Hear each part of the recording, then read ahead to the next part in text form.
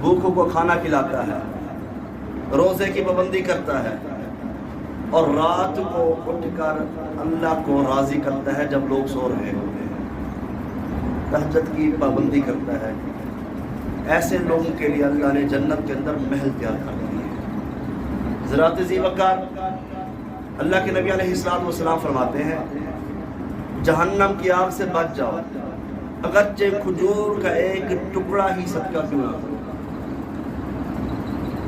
اس صدقہ کرنے سے اللہ تمہیں جہنم کی آگ سے دور کر دیں گے۔ اگر تم یہ نہیں کر سکتے کم سے کم اچھی گفتگو ہی کر لیا کرو، پیسے نہیں ہے تمہارے پاس، صدقہ تم نہیں کر سکتے، اچھی گفتگو کرنا، الکلمات الطیبۃ صدقۃ، نبی علیہ السلام فرماتے ہیں اچھی گفتگو کرنا بھی صدقہ ہے۔ اچھی گفتگو کرنا کیا ہے جی؟ صدقہ ہے۔ تو اچھی گفتگو، اور ایسی گفتگو کریں سننے والے کو بھی آپ کی بات سمجھ آ جائے۔